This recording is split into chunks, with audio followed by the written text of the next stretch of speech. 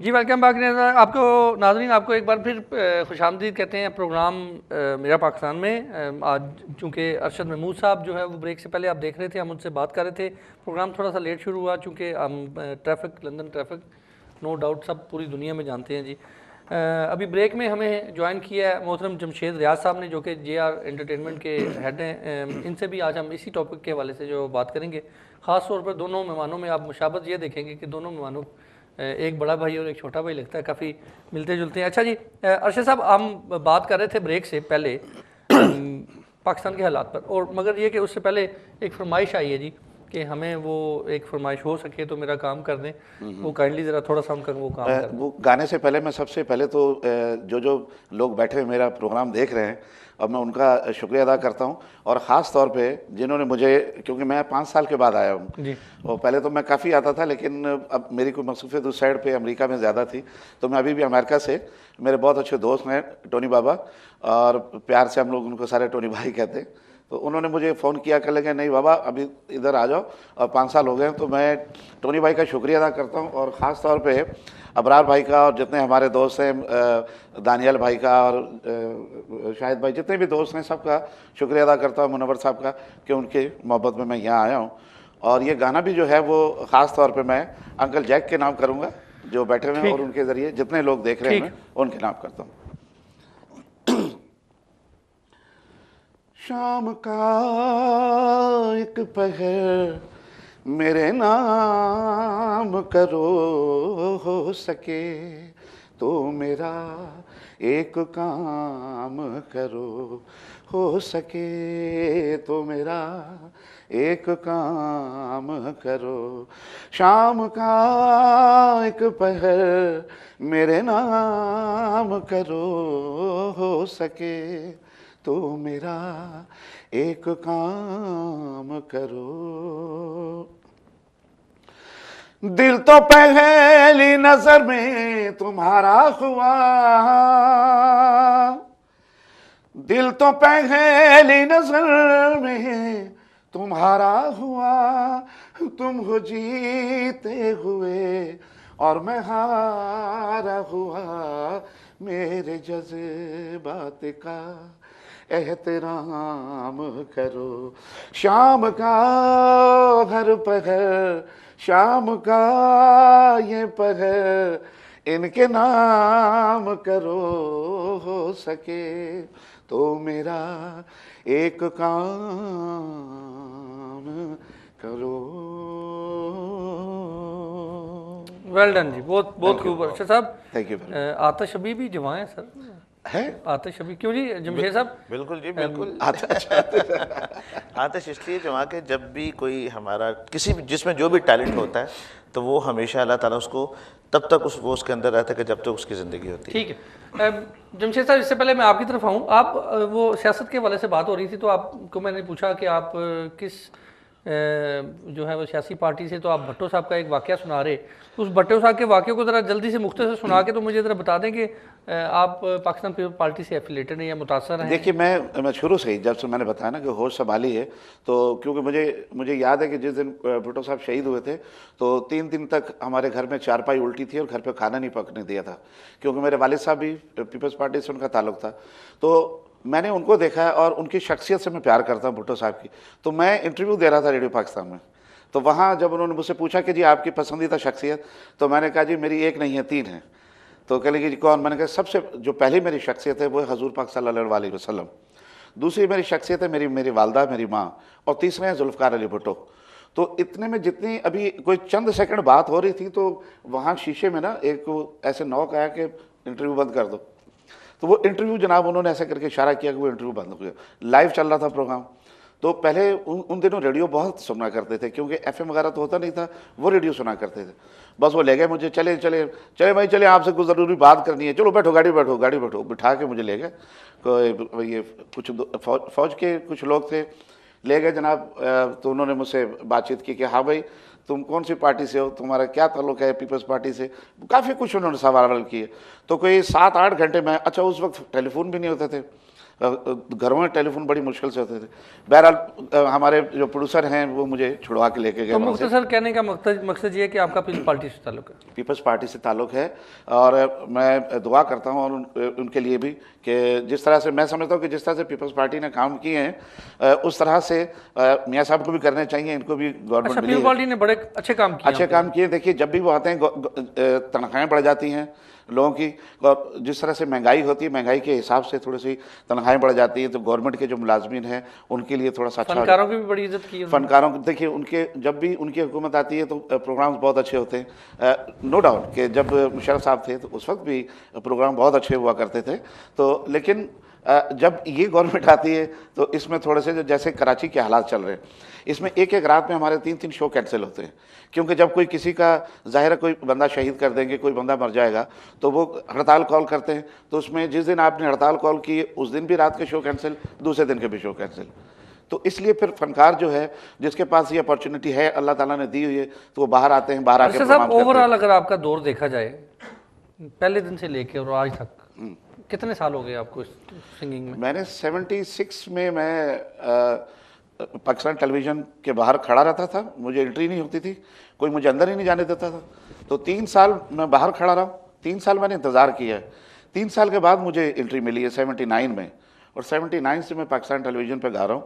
और अब तो अल्हम्दुलिल्लाह मुझे याद भी नहीं है, तकरीबन 5000 से ज़्यादा गाने गाए मैंने, और 3 मूवीज़ थी जिसमें मैंने एज एन एक्टर काम किया। क्या आप समझते हैं कि आप कामयाब सिंगर हैं? मैं कह सकता हूँ, क्योंकि अल्लाह ताला की मेहरबानियाँ हैं मुझ पे कि मैं आज भी गा रहा हूँ। कहते हैं कि ये सब तुम्हारा करम है आका के बाद अब तक बनी हुई है।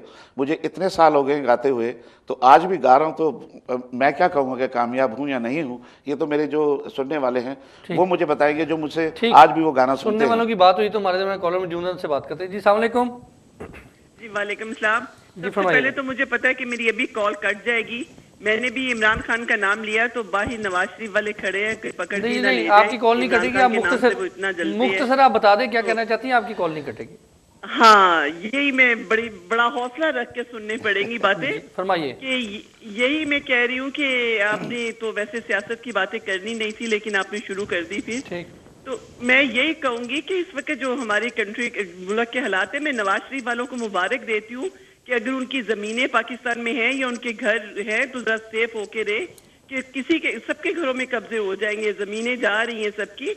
और इन लोगों को सलूट करना चाहिए जिन्होंने वोट दे के उनको कामयाब किया। और अब पाकिस्तान के नाम से इस वक्त हम लोग इस कंट्री में बैठ के शर्मिंदा हो रहे हैं। लोग कहते हैं कि क्या हो रहा है अपने मुल्क में। ठीक, बिल्कुल ठीक है जी, आपका पैगाम पहुंच गया, आपकी कॉल नहीं काटी, पूरा मैसेज पहुंच गया है। इसको भरपूर डिस्कस करेंगे हम। अगले कॉल से बात करते हैं जी। अस्सलाम वालेकुम। जी वालेकुम सलाम, फरमाइएगा जी। भाईजान काफी देर से टेलीफोन किया सी टीवी पर जी, और फिर लैंड मेरा ख्याल बंद हो गई थी जी। फरमाओ। मैं कोई भाईजान कोई रिश्ता नहीं सो अच्छा जा कोई रिश्ता उसकी नहीं।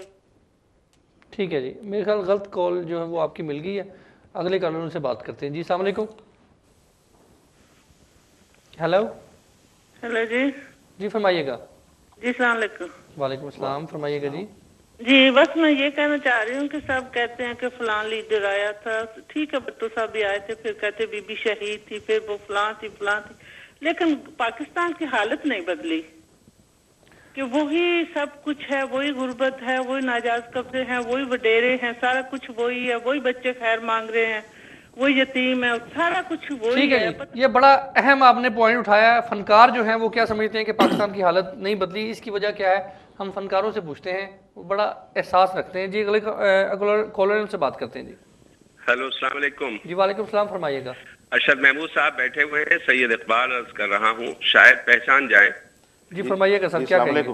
हाँ, कहना यह है कि 88 में ये अल्लाह दित्ता स्टूडियो में रिकॉर्ड करा रहे थे। उस वक्त मैं जापान जा रहा था, ठीक, और मैं वॉइस ओवर करा रहा था। PI प्लेनेटेरियम का मुलाकात हुई। फिर इनसे अभी 15-16 साल पहले यहाँ बस में ये मिले 2 मरतबा। मैंने कहा कि आप कराची की बसों में सफर कीजिए, फिर पता चलेगा आपको। हाँ बिल्कुल, मुझे याद आ गया, आपने कहा था मुझे। तो अरशद महमूद भाई जानते होंगे मुझे, सैयद इकबाल अर्ज कर रहा हूँ, पहले खबरें पढ़ता था, अब ना पढ़ता हूँ। चले हम मैसेज भी दे दें, कोई बात भी करते हैं या अगले कॉलर से बात करते हैं जी। हेलो अस्सलाम वालेकुम। मेरे ख्याल अब हम मज़ीद कॉल्स नहीं लेते क्योंकि अभी हमें गुफ्तगू जो है वो उसको करनी है। जमशेद रियाज साहब, आर्टिस्ट जो है, फ़नकार, आप काफ़ी फ़नकारों को जो वो डील करते हैं, आप भी आपका बिज़नेस ही है, ये बताइए कि पाकिस्तान के हालात किस तरह बेहतर हो सकते हैं? आप लोग जो हैं क्या समझते हैं कि कैसे हम बेहतरी की तरफ जो है वो जा सकते हैं? देखिए, पाकिस्तान के अगर हालात पे, यानी कि आज का जो प्रोग्राम है बेसिकली वो तो आर्टिस्ट सबसे पहले आपका जनाब। हाँ जी, मगर हम सिर्फ ये जानना चाहते हैं जी जी कि बात हमने पॉलिटिक्स पे करनी है, जी जी, बात हमने पाकिस्तान के गरीब अवाम पर करनी जी है, जी, वही कर रहे हैं। बात हमने पाकिस्तान के हालात पे करनी है, बात हमने जो गरीब लोगों का खून बहा जा रहा है, दहशत गर्दी, गुर्बत, बिजली का बुरान, बात हमने उसी पे करनी है। मगर हम ये चाहते हैं कि फनकार जो कि बहुत ज़्यादा हसास तबीयत के मालिक होते हैं वो क्या समझते हैं, क्या हल है इसका? आप से मैं सिर्फ ये जानना चाहता हूँ कि ये बताइए कि क्या जब भी वही है, जैसे आपने बताया कि मेरी एंटरटेनमेंट का शोबा है और मैं अपने जितने भी पाकिस्तान के आर्टिस्टों को प्रमोट करता हूँ, बल्कि मैं जब वहाँ भी जाता हूँ तो वो सब यही कहते हैं कि हमारे, जैसे अभी महबूब साहब ने फरमाया कि मुल्क के हालात ख़राब होते हैं और हमारे शो कैंसिल हो जाते हैं। इसी वजह से जितने भी फ़नकार हैं हसास होने के साथ साथ वो पाकिस्तान के लिए बड़ा दिल रखते हैं, इसीलिए इस मुल्क में आके अपने मुल्क को प्रमोट करते हैं और उस मुल्क को, पाकिस्तान को प्रमोट करने के लिए हम उनकी हौसला अफजाई करते हैं। उस पूरे ग्रुप्स को लेके आते हैं, डिफरेंट आर्टिस्टों को लेके आते हैं ताकि अपने मुल्क का वो यहाँ पे भी एक नाम रोशन करें और उसके साथ साथ अपने पाकिस्तान के मसाइल पे भी बिल्कुल ठीक है। पाकिस्तान के हालात जो है सर वो किस तरह? मैं समझता हूँ कि आप दूसरे के घर में झांकना छोड़ दें, अपने घर का ख्याल रखें और दूसरों की डिक्टेशन लेना बंद करें। और हमारे मुल्क में हर चीज़ मौजूद है। हमारे मुल्क में अल्लाह ताला ने कौन सी चीज़ ऐसी चीज़ है जो नहीं दी? हमारे पास तेल भी है, हमारे पास गैस भी है, सब कुछ है। आप पेट्रोल की कीमत को कम करें, गरीब आवाम का थोड़ा सा सोचें कि उसको खाने के लिए, आप यकीन करेंगे गरीब आदमी जो है अपने बच्चे को बकरे का गोश्त नहीं खिला सकता। आप जब 800 रुपये का किलो गोश्त बेचेंगे तो गरीब आदमी कहाँ से खिलाएगा? यहाँ पे बैठी मुझे ना तकरीरें, ये जो आपका लेक्चर है ना, यकीन करें बड़ा मज़ेदार लग रहा है। मगर अरशद भाई ये बताएं कि कभी आपने गरीब के लिए कोई आवाज़ उठाई? कभी फनकार जो है पाकिस्तान का, देखिए मैं जरूरी नहीं कि सियासत में आकर, ठीक है, कभी आप लोगों ने, कभी ये हमारे गैरतमंद जो हुक्मरान हैं, कभी आप लोगों ने भी इनको कहा कि खुदा का खौफ करो, अल्लाह को जान देनी है? मार देंगे अगर हम इनको कुछ इस्लाह की बात करेंगे ना, तो क्योंकि हमारे साथ तो गार्ड वार्ड नहीं चलते ना, हम लोग तो गरीब लोग हैं और ये गार्ड तो इन लोग के लिए होते हैं ना। जो गलत बात करेगा, जो गलत काम करेगा, गार्ड की जरूरत उसी को पड़ती है। मैं ये समझता हूँ कि हम लोग को तो इसका मतलब है कि आप भी मजबूरी की ज़िंदगी गुजार रहे हैं वहाँ पर? जी बिल्कुल, हर बंदा मजबूरी की ज़िंदगी गुजारता है। हम कोई बात नहीं कह सकते, हम कोई बात कहेंगे तो दूसरे दिन कोई हमारे घर को आके आग लगा जाएगा। या कहीं फंक्शन में हम खड़े हुए गा रहे हैं तो 8-10 लड़के आएंगे, आके चंबा परेड कर देंगे। और फिर हम क्या कर सकते हैं वहाँ पर? आप उस वक्त तो 100 आदमियों के सामने बेइज्जती करके चले गए और आके घर में आप 2 आदमियों के सामने मुझसे आके माफ़ी मांग लेंगे तो उसका मुझे तो कोई फ़ायदा नहीं होगा। आपने 100 आदमियों के सामने तो मेरी बेइज्जती कर दी है। अब आके आप, हर शरीफ आदमी अपनी इज्जत से डरता है, इसलिए कोई भी बंदा जो है वो ना तो आपके साथ सच्ची बात करेगा। आज हिम्मत करके थोड़ा नाम ले ही देते हैं सर। कौन बदमाश है, कौन सियासी पार्टियाँ जो हमारे फनकारों को भी अल्लाह माफ़ करे उंगलियों पर नचा रही हैं? देखिए, मुझे एक बात तो मैं कहना ज़रूर चाहूँगा कि फ़नकारों को भी थोड़ी सी हिम्मत करनी चाहिए। अगर मैं हिम्मत कर भी लूँ तो फिर मुझे मुल्क छोड़ना पड़ेगा, मुझे भागना पड़ेगा।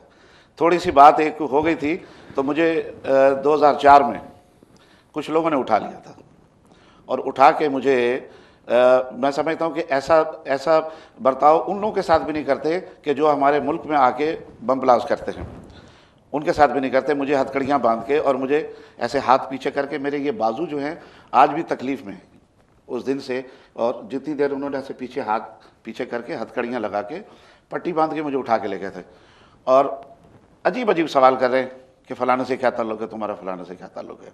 बहुत मारा उन्होंने मुझे, मेरा सियासत से क्या ताल्लुक़ है? तो मैंने तो अभी कोई ऐसी बात भी नहीं की थी तो उठा के ले गए। तो जब मैं बात कर दूंगा तो मेरा क्या असर करेगा? इसका मतलब ये हुआ कि जो हमारे फनकार हैं, जो फनकार पाकिस्तान से बाहर जाकर हमारे हमसाया ममालिक में या बरतानिया या यूरोपीय ममालिक में जाकर अपने फ़न का मुजाहरा करते हैं, लोगों को महसूस करते हैं, फ़न की खिदमत भी कर रहे हैं, पाकिस्तान का नाम भी रोशन कर रहे हैं और पैसा भी कमा रहे हैं, वो बेहतर हैं जो पाकिस्तान में रहने वाले फ़नकार हैं उनसे बेहतर हैं वो? वो जो पाकिस्तान में रह रहे हैं उनसे बेहतर हैं, क्योंकि उन बेचारों के पास तो अपॉर्चुनिटी नहीं है कि वो इंग्लैंड का वीज़ा लगवा के या अमेरिका का वीज़ा लगवा के वो इजीली वहाँ चले जाएं। एक तो टिकट भी बहुत महंगा है, तो किस तरह से बेचारे वो जाएंगे और जाके काम करेंगे वहाँ पे। अब अल्लाह ने थोड़ा सा जो नाम दिया हुआ है, थोड़ा सा काम है हमारे पैनल पे, तो हम लोग चले जाते हैं, काम करते हैं।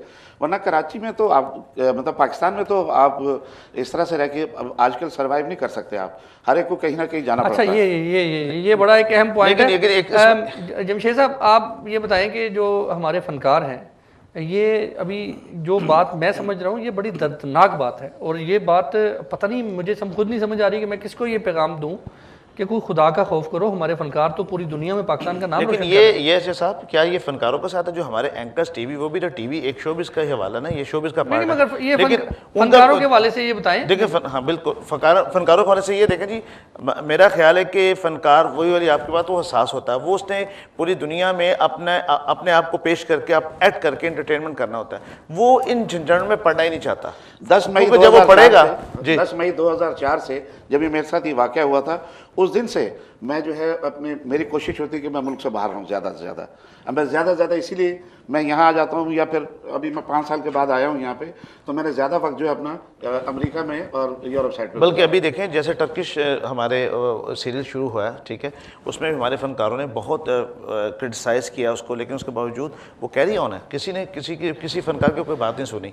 तो फिर ये इसी तरह से चलते रहेंगे। अच्छा भाई, कराची के हवाले से आपने बात की, कोई कराची स्पेसिफिकली चूंकि आप वहाँ पे रहते हैं तो आपने जिक्र किया, या कराची में ही ज़्यादातर जो है वो जुल्म उठाए जा रहे हैं फनकारों से? देखिए, मैं तो रहता ही कराची में हूँ, क्योंकि वैसे मेरी जो पैदाइश है वो है रोड़ी की, डिस्ट्रिक्ट सक्खर।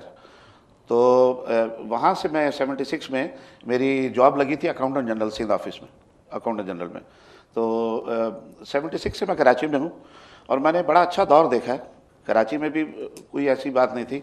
अभी जाहिर है जब किसी के ऊपर आप जुल्म करेंगे तो उसका कोई ना कोई तो बंदा निकलेगा ना बाहर, आवाज़ उठाने के लिए आवाज़ उठाएगा कि जनाब आपने मेरे भाई को मार दिया या आपने मेरे बाप को मार दिया। तो कुछ ना कुछ तो रोएगा ना, किसको कहे। आप देख लीजिए कि बड़े से बड़ा आदमी आवाज़ उठाता है, बड़े से बड़ा कुछ नहीं होता।